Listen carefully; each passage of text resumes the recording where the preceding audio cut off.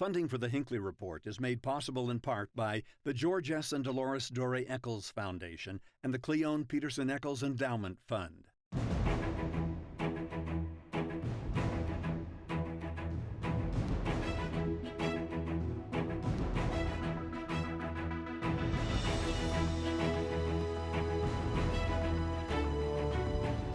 Good evening and welcome to the Hinckley Report. I'm Jason Perry, the director of the Hinckley Institute of Politics.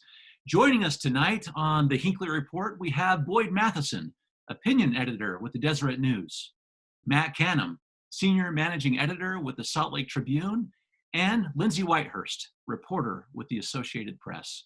So glad to have you all with us tonight. The format is new, but so much in politics is happening. We've got to get all of you to talk about what's going on here in the state.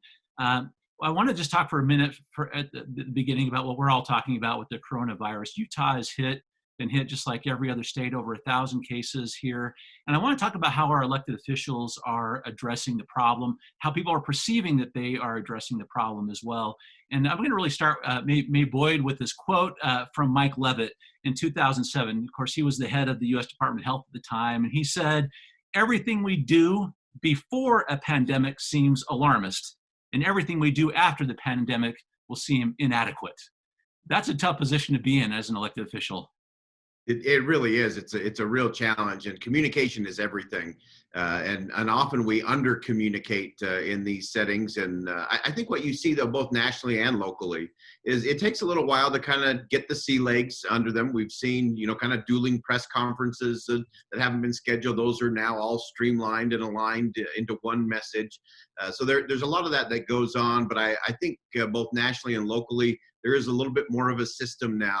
But the important thing is to remember that you have to continue to call people to something. I think we're in a really interesting phase of this where, as Americans always do, as Utahns always do, you gear up, you rally.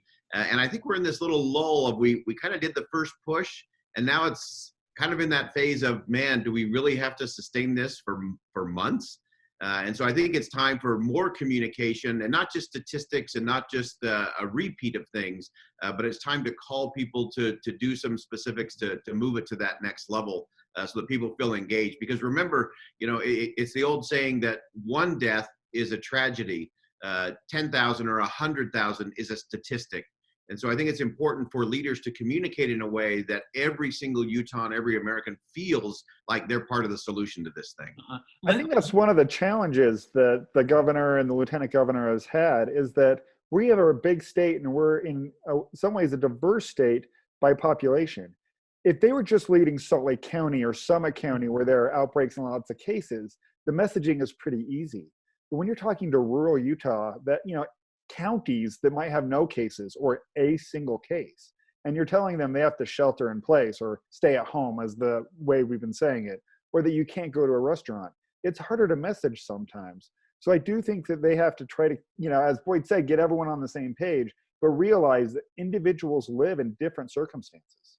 Yeah. And those rural leaders, of course, have their own challenges too, right? As they may not have very many cases right now, but as we've heard, if they did get an influx, the infrastructure is just not as robust there because they don't have as many people. And so they're in an interesting place, right? They're both looking at not having as many cases, and so trying to deal with the economic side of all of this, but also kind of looking down the barrel of something potentially scary if they did all of a sudden have a surge. So it can be really challenging depending on where you are in different ways. So Lindsay, I know you've been interviewing people and I've been reading your stories also. What is your sense of how people are feeling about the communication that's going out to them? Yes, from the rural side, but also in the more populated areas. Right. I think it's interesting because I think that, when you're kind of going in your normal day-to-day life, you've got your job, your kids, and you're juggling everything. State government for kind of Joe or Jane normal might not be the first thing you're thinking about every day, right? Unlike us. But all of a sudden something like this hits and you might have a lot more time on your hands if your hours have been cut or you've even lost your job. And you're really looking to state government, I think, a lot more than you did before. And I think people are much more engaged and they're they're nervous and they're looking for answers. So I think that's when communication does become really key, and talking to people as often as you can, and showing them you're doing what you can to get them through this really totally unprecedented time, You all have given such great comments about this, and Boyd, I want to talk about this poll that we did with you, Hinckley did with the Deseret News, on the confidence level, because it really comes down to, yes, the communication, but what comes from that communication sometimes is the confidence that your government actually can help you in ways that you care about in some way. And in this poll, maybe walk us through a couple of these things I'm curious about. One was, the question was, how do you feel about Utah state government's response to the outbreak? And 81% of Utahns said they approved of how Utah was handling it. It's one of those typical things where the closer you get, the more positive things tend to become. And we look at the federal government, and we love to complain about that. In fact, I think the last poll showed that the coronavirus was actually slightly more popular than members of Congress back in DC. And so that local control actually does make a difference. Another thing, too, you have to look at in these polls, Jason, is there is sort of a natural bounce when there is a challenge, whether that's a war, whether that's a tsunami, a natural disaster of some sort. There is sort of a natural bump because people want to be led, and they want to believe that they can believe in their local officials. I think one of the things that Utah benefits from, I think the government of Utah benefits by how strong and how robust our economy is, our business community, how engaged they are, and then our institutions of civil society as well. Yeah. Can I add something there? Yeah, please. I think the confidence, I think, has been high. I think we haven't seen a lot of dissension. And I think part of that, there's a couple things that play into that. One, we've had good coordination from the state with the health departments around the state, as well as local governments like Salt Lake City, Salt Lake County, Summit County. I think that coordination has been really healthy. I also think in some ways we've been a little lucky. We are not a huge outbreak here. We don't have hospitals overrun. We don't have shortages where we have doctors complaining that they don't have masks. And I think if those circumstances would happen, maybe those numbers would change a bit. But overall, I think when it comes down to this, a coordinated response has been heartening, I think, for a lot of Utahns to see. Yeah, I think that's true. Utahns, particularly Matt, while you're talking about that too, have been looking forward to the kind of the stimulus that's going to come forward, right, that's going to help them some way. Talk about that a little bit, and whether or not that is going to help our economy, particularly in a state like ours where our surge may be coming in the near future. Yes. So the stimulus bills that have moved through Congress, there's been 3 so far. There's talk of a 4th. That third one was huge, $2.2 trillion. It will help industries. So if you look at the big construction project at Salt Lake City International Airport, that's in large part funded by Delta Airlines. Delta will get help from that. So that will be good there, that we'll have construction that keeps moving. You'll have unemployment benefits. Right now in Utah, if you are unemployed, your benefit is capped based off of your income at about $580 a week. This stimulus adds $600 a week on top of that, which should really help people be able to stay in their homes, be secure in the fact that they can buy food as we ride this out. And there's a number of other provisions in there that will help small businesses that are just starting to trickle down.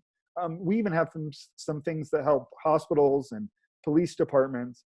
And that's hopeful. I mean, it's a flood of cash that we hope helps keep things going here and throughout the nation as we ride this out for the next few months. Mm-hmm. Lindsay, in this poll, and this is the last question I'll have about this, we were asking about how Utahns were impacted by the coronavirus and what's happening around the state. And I thought it was interesting. 71% of Utahns said they were not able to purchase the groceries or the supplies. I think that's more than just toilet paper, although that's probably at the top of that list. They've canceled all the social events, travel plans. They've stood in lines to buy groceries. 46% of them have. But this is where what Matt was just talking about is just so huge. 28% to date have lost their wages and their jobs. And that's on top of the child care impacts. Are these people, because I know you've talked to them, feeling like these stimulus packages that we've just discussed are going to get to them? How is the state of Utah, at least in the minds of the Utahns, going to fare over the next couple of weeks to months? I think a lot of people are still in, I think it's been kind of phrased as the urgent phase on Yeah. at the state government level, that I think people are still aren't quite seeing that trickle down to them yet. And they are still really nervous about what the future is going to hold, right? That they haven't necessarily hit that most difficult economic part. Some people have, others are still have some savings. They still have some hours at work, or even, they've been able to possibly find another job that even may or may not pay as much. And so I don't think people are quite to the brink yet, but they can see it.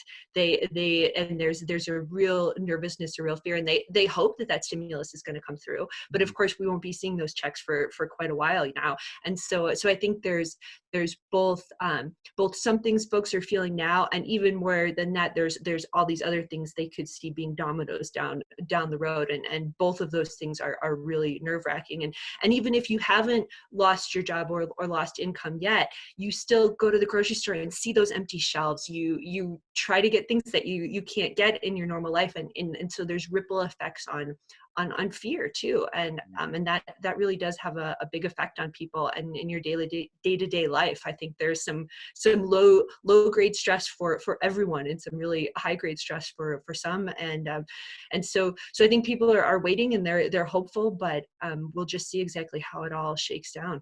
Yeah, part of this is going to depend on what the state does next, Boyd, because our governor and our legislature are already talking about a potential legislative special session, maybe in the next 2 to 3 weeks. What are you hearing about that? What items are likely to be on that, particularly some of those that may impact the coronavirus in the state? Yeah, I think one of the big issues for sure is going to be how do they adjust the budget based on what's going on in the economy. And the other big ticket, I think the big question mark is going to be the use of the rainy day fund. That is the real question. There is no question that it's raining, to be sure. And I think the question really comes down to, one, this seems to be the right time to do it, but it's how you do it. Even looking at what happened nationally, that's a lot of money to be accountable for. And so you got to have the transparency. A rainy day fund doesn't mean we just throw cash around and play in the mud puddles. There's got to be a strategy. There's got to be a structure, and there's got to be real clear accountability for what is done with that. I actually believe this is a really extraordinary opportunity for the state of Utah. If we use that rainy day fund properly, to not allow everything to grind to a halt, but to keep that pump primed in terms of our economy, our small to medium-sized businesses, there's a huge opportunity. Think of it this way. You look at the international scene, many companies are doing a complete reassessment that all of their supply chains begin and end in China. Utah is set up in terms of the airport, the inland port, working there, an international organization headquartered here, great labor force, educated. There's a huge opportunity coming if we're ready for it. It really could be the difference between Crossroads of the West and Utah becoming crossroads to the world. And so I would hope that the legislature and the governor would really lead with vision as they go into this special session to say, okay, what can we do not only to keep things going along, but to prepare for the extraordinary opportunity that's ahead? To me, that's the leadership test that's really coming. Matt, over $750 million are in these rainy day funds. And I think the elected officials are saying it's raining. It's time for us to figure this out. But a good portion of those funds are in the education fund of those rainy day funds. What are you hearing about their opportunities there with those two funds and the ability to get some of it out of the education fund to help with the stimulus package? Well, first off, I think what Boyd said is interesting. It's visionary, forward-looking. There's also the alternative of plug the holes you can and wait to see how bad this gets. Once you spend that money is gone. So if you do things early on and it doesn't work, that's our fail-safe. So I do expect some lawmakers to be hesitant on how you spend it. Mm-hmm. And Jason, as you pointed out, some of that's locked into education funding. Right now, we see an expansion of food programs in our schools, and I think that's one way that you can do it. These are largely operating on donations, and in Salt Lake County, they expanded that into dinners as well. So they're doing breakfast, lunch, and dinner, but they're largely doing it by donations. Mm-hmm. You can see some sort of assistance being shifted in that way. You can see some construction projects being built, movement in that way to stimulate jobs a little bit. I also think they're going to have to talk about housing, rental assistance, eviction laws. You know, can you shift some of that money that they put towards affordable housing to making sure that we don't have a collapse in our housing market today? I think there's going to be some of these kind of things they're going to have to look at as well. Yeah. Jason, just to kind of wrap all the way through that, I think Matt's right in terms of, yeah, you got to plug the holes and you got to make sure that you got the basics covered. And again, this is not, we can't do what the federal government does, and that is, do a lot of big spending on pet projects. That's not what this is about. But most of the great innovation, most of the great breakthroughs, most of the great companies in our nation's history have been founded in really tough, really challenging, even desperate and discouraging times. And so I do think that regardless of what we do at the baseline, which is critical, we got to have that sustained, but we got to be strategic in our visionary investment. It's way better to lean into the stiff wind than it is to just hunker down and do nothing, which is what a lot of states will do. And I think we can be positioned as a state to lead the nation out of this thing in terms of the economy, jobs, and international opportunity. Okay. Before we leave the special session, because I want to get into, I guess it's all been politics, but the political side of it as well. Just a note for the viewers, but there's probably also going to see an extension of the dates for the income and corporate tax. So we'll have until July 15th to submit those, which is in line with what the federal government has done also. But Lindsay, one of the things that's interesting is a lot of people are talking about the impact of the coronavirus on our election cycle.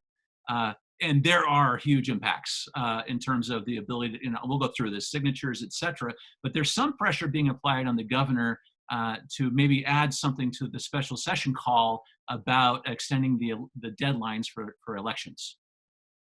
Right, and this thing has turned almost every aspect of our lives upside down, right? So why should politics be any different? And that was what we were talking about, right? The governor's race and even the presidential race on another level was absolutely the forefront of our conversations, and it's taken it a back seat, and that can be a detriment to those candidates who aren't naturally on the front lines of this thing, right? And they just aren't. It's harder to get that little piece of people's attention right now. It just is. And of course there have been some allowances made that the governor has done to have accept signatures other than door to door, but it's not quite as easy as hitting a button on those online petitions that you see. There's a few more steps to go through. So on its face, it seems like a pushing that deadline might be something that's worth considering for sure. And we already had an interesting, complicated candidate nominating system with both the caucus and convention route and the signature gathering route. And so that's always part of people's political calculations. And it'll be interesting to see how, with these extra challenges on signature gathering, how that part of it also affects the political calculus. Are more folks going to try to be focusing more on wooing delegates than they thought they were going to be? All of that is going to be really interesting to see how that plays out in the next few months. Yeah. Hey, Matt, I'm so curious about this because, you look at what happened with the citizens of the state on tax reform, for example. It was really easy to sign that form. You're outside of all the Harmon's grocery stores or the movie theaters. All that has changed. And what Lindsay was just talking about is true. The two paths to the ballot right now is through the convention or by signature gathering. And there were several candidates that thought they would go get signatures, and they are just having a terrible time trying to get those signatures right now. To maybe talk for a second about what the governor allowed them to do to try to get to that, but maybe what the impact's really going to be, because it is hard to get a signature these days. Yeah, so we'll start with signature gathering. We had until, tell me if I'm wrong, it was like April 10th, April 11th somewhere was the deadline, April 11th, to get a significant number of signatures statewide. You had to get them in different jurisdictions. It takes an army of people, volunteers, or a company that you pay to go get these. And it's also complicated. You take the governor's race, and we're talking about the Republican candidates here. Once one Republican signs one candidate's sheet, that Republican can't sign in for anyone else. So it's a hard thing to do. And then you make it where it is not responsible to go to people's houses. It's not responsible to gather in groups. What are these candidates supposed to do? Now, the ones on the front end that really front loaded that signature gathering, like Thomas Wright and Spencer Cox, they're on the ballot. But you have someone like former Governor John Huntsman or Jan Garbett, who got into the race late, and they don't have enough yet. And now they're in trouble. If they want to get there on signature gathering, as Lindsay said, the governor has created a pathway where you can do electronic signatures. But this requires you to print something out, to sign it, to scan it back in or take a picture and then email it. It is possible, but it is harder. And these candidates, I haven't heard much complaints from the Garbat or Huntsman camp after the governor came out with this. This might not have been their preferred solution, but it is a solution and something they can work on.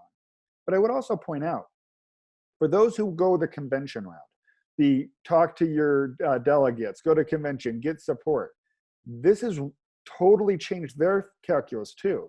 Because in a normal year, you would try to get your delegates elected, your friends in there, so you had your supporters. Well, because of this, we can't have those delegate elections. We're just taking the delegates that were in the last convention. And so if you're someone like a Greg Hughes or an Amy Winder Newton or a Birmingham, who this was your path, you don't get to go get your delegates elected. You got to go woo people who are already there. Yeah. So, Boyd, talk about that as an elected official, because what Matt was saying is exactly right. And even at the convention, that was your chance when you make your case, you know, face to face, you really get to sell yourself. And that's after you spend all the time face to face in the homes of the delegates and in town hall meetings. How is an elected official supposed to do it now? Because there is nothing traditional about this way of campaigning. Yeah, it is so tricky, and Matt nailed it in terms of how challenging that process is. From the signatures, anytime you're asking, again, the bulk of these delegates are my age or older, and so their ability to print, sign, scan, attach, email, that's a pretty high level of mental gymnastics there. So that's tough. But I think the real challenge is at the actual convention. You could see elections turn on a great speech at convention. Yeah, Or I've seen it in between rounds of voting. And so all of that is off the table now. They're going to be giving a speech to a camera in a closed, situation and a static background. And so it's going to be very different in terms of how do you influence. I do think one thing voters should watch, though, is watching how someone reacts and responds to this kind of campaign. There are some campaigns up and down the ballot who are saying it's not fair, and they're whining and moaning and complaining. And then some are just getting really creative in terms of how they're doing their town halls, what they're sending out in terms of messages to the delegates and to voters in general. Again, it's a late June vote, which is, you got to be committed to have that kind of vote. So I would watch and I would take note as a voter. How are they responding to it? Because what we're really looking for is someone who can lead us, not when things are good. We're looking at who can lead us, whether that's a mayor, a county council, or a governor. We're looking for people who can lead us through challenge and change. And so this is actually a good chance for voters to look and say, okay, how is this person responding to the stress, the challenge, and a campaign they hadn't even begun to plan for? So it is an interesting way to look at it all. But the messaging is really going to be it in the end. Zoom call skills might be a bigger part of your political platform now than they used to be. Probably true. One of the things I'm curious about too is how the strategy is changing. Maybe Lindsay for a second on the lieutenant governor picks with all this great analysis in mind, because you have to do it in a non-traditional way, and you have delegates that are frozen in time from the last election. Let's go through a couple of these, because all these candidates have lieutenant governor picks, including this week. We finally heard from Jeff Birmingham, who selected Dan McKay. Talk about a couple of these lieutenant governor candidates and how it's going to impact these races overall. Yeah, of course, Birmingham's choice was interesting, kind of a political newcomer himself. So he picked somebody who's much more of a known name in state politics, who also, had a couple of big bills that made a little bit of a splash, especially on the abortion issue in this last session. So it'll be interesting to see what he brings to the ticket. You got a guy like Thomas Wright, who's maybe little bit less known outside of political circles, who picks somebody who's a bigger name in Rob Bishop. So they're trying to kind of balance out those strengths and weaknesses, and yeah, I think that sometimes that could be something that also people look at. What if this person gets into more of a leadership role? And so it'll be interesting to see how those do affect people's choices. Yeah, they're going to have impact. Go ahead. Sorry, I was going to say, I think running mates in this cycle are far more important than any other campaign I have seen, where because this is so hard, you need another known quantity to go out and solicit support for you. And I think, especially with someone like Spencer Cox, who's working on this issue, to have Senator Deidre Henderson to go out there, Mayor Kaufusi for John Huntsman. We talked about Rob Bishop and John Dougal for Amy Winder Newton. These are powerful and potent political figures who can go out and raise support on their own. Yeah. So Boyd, is this helping to push towards sort of the more conservative elements? Because that's generally what you find at the convention is the more conservative elements of the party. Yeah, and I think that'll be the challenge. Again, these are the 2018 delegates, so it'll be interesting to see how they're influenced, how the whole thing is done virtually. There's a lot of question marks out there, and again, new challenges for campaigns, unprecedented, but it's a good test of leadership. Yeah, it truly is. I'm kind of curious what happens in the poll that we just finished. It showed in this particular race that it's kind of tightened up between John Huntsman and Spencer Cox. 26% Huntsman, 24% Spencer Cox. These are still the two front runners, but based on what we just said, can really count on a traditional look at a race like this when the convention is just so unknown. Yeah, really unknown. And remember, not sure is actually winning at 32%. So there's a lot of ground to cover, and not sure will not win. That's my prediction. But it's going to be who gets innovative and creative that's going to capture those votes. I don't know. Not sure. There's a lot of that going around. Could be the winner. Yeah, that could be the case. Well, we thank you so much for your great insights tonight. We're glad we can do it through this format because really we've got to stay connected to what's happening in the state of Utah. Thank you for your great analysis. And thank you for watching the Hinckley Report. This show is also available as a podcast on pbsutah.org/Hinckley Report or wherever you get your podcasts. Thank you for being with us. We'll see you next week.